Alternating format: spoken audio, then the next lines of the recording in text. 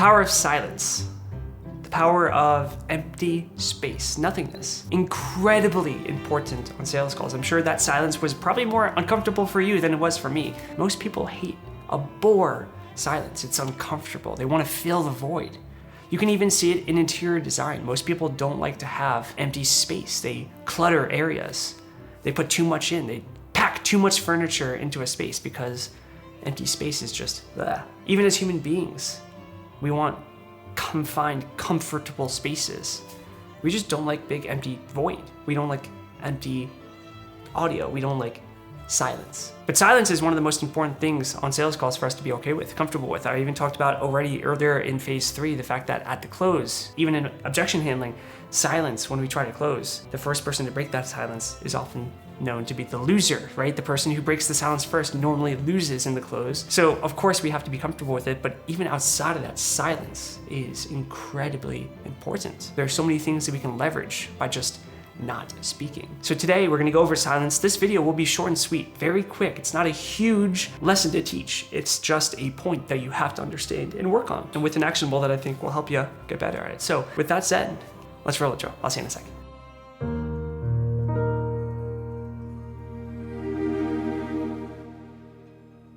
Let's think about silence in an awkward form. Let's say that we're on a first date and we're at the dinner table and it's quiet. We just don't have anything we can talk about. And so it's cringe, right?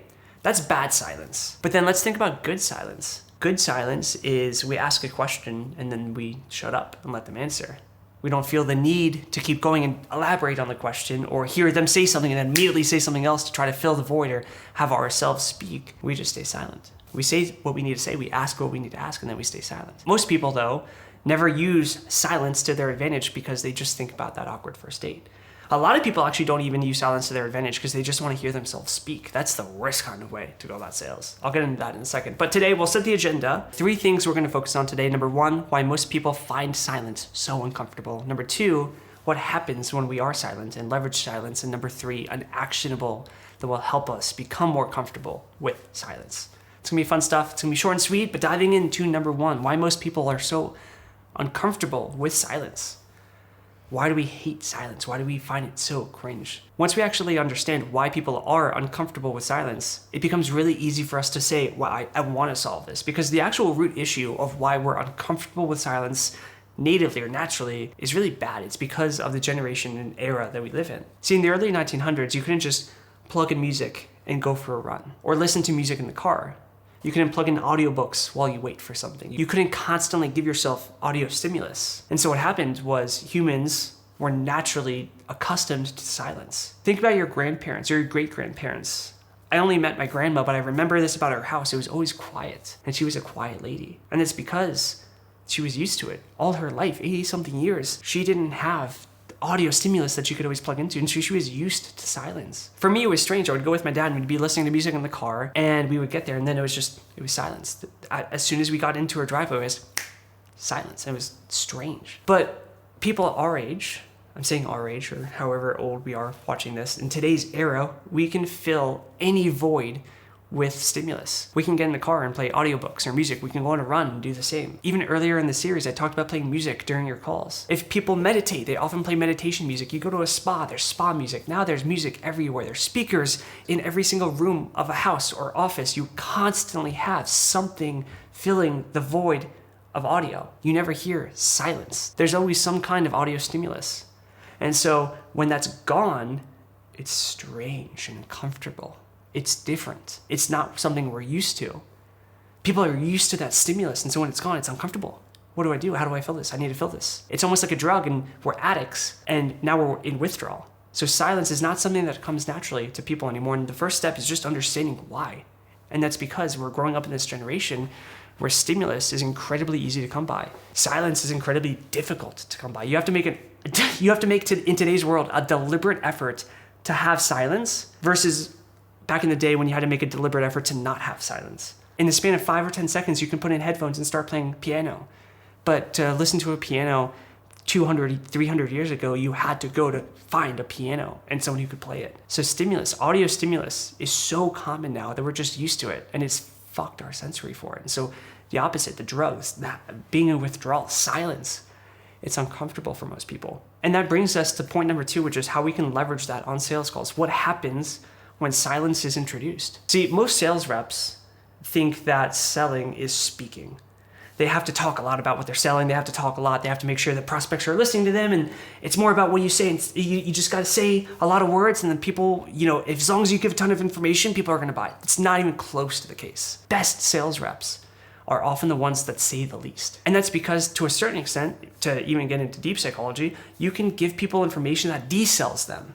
A lot of sales reps speak so much and say so many things that they'll say something that actually triggers something that someone doesn't want. And they're like, you know what? I don't want that. A lot of closing is actually just giving people enough information for them to feel comfortable moving forward. They don't need to know everything. If people actually knew everything, a lot of the time they wouldn't want to do it because nothing's perfect. And so if you constantly share all the imperfection, eventually something's going to make someone not want it, And so a lot of sales reps screw themselves because they constantly talk. And the reason they constantly talk is because they think it's on them or their job to fill the silence. They think that when a prospect is silent, that means that they have to keep talking. Couldn't be further than the truth. See, one of the most effective things we can actually do to leverage silence is have the prospect constantly speak and give us information rather than vice versa. The thing that most sales reps do is screwing them. But if we just switch it, if we stay silent instead of having the prospect stay silent, then they give us information. And the information they give us allows us to use minimal amount of verbiage to say very maximal amount of things. A good closer uses his words like ammunition in a gun. It's not spray, it's tactical. When they say something, when they take the shot, when they pull the trigger, it's for a reason. They're going for the kill shot every single time because they're tactical with their ammunition. And the prospect is filling the void with information rather than us filling the void with just selling blankly and throwing paint at the wall. Silence is incredibly powerful in sales calls and it's always present. Someone is always silent in a sales call, the prospect or the closer. And what I'm telling you is that as a closer, if you're the one using silence and leveraging silence, you're going to have a much easier call. Before we get into number 3, the actionable of silence, I do want to say one more thing about silence, and that is that most people speak to fill the void of silence, but there are also people who speak because they like to hear themselves, and they think that whatever they say is gold and valuable, and people need to hear their expression to the world, and people need to hear what they have to say. And what I have actually learned is that people who say more say less. And so if you're the kind of person who likes to fill the void because you want people to hear you, that's going to kill you in sales. The more you speak, the less people listen to the words you say. The less you speak, the more people hang on to the words that you say. Anyway, number 3, actionables that we can take to get better at silence, to get better at being comfortable with silence. First one is easy. It's just meditation. Sitting without speaking, without listening to anything, just 10, 15 minutes every day in the morning, meditating and being okay with silence, not having any kind of audio stimulus. Number 2 is working out or running or going in the car and not playing music or audiobooks or any kind of audio and just being okay with silence. And number 3, my personal favorite, is playing a game in person with friends and family where you speak 50% of the time that they do. You speak half as much as they do. Force yourself to be silent. You can actually even take that further and only speak for 10% of the time that they do. When I first got in sales, way back in the car sales day, something that my sales manager told me, and it stuck with me, it still sticks with me, is 2 ears, 1 mouth.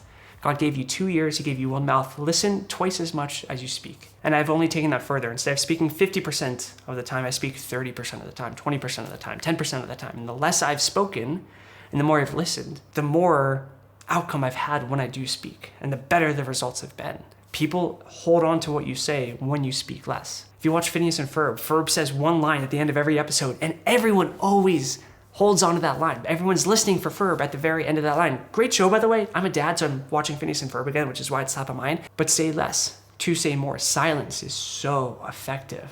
Don't be the one filling the void. Be the one benefiting from others filling the void. Use silence to your advantage, leverage it in sales calls, and your sales calls will be so much easier. I hope this helps. I'm excited to see in the next lesson when we talk about one more simple concept that is also massive, the power of no, the concept of no. But until then, until that lesson, I will see you soon. Happy hunting.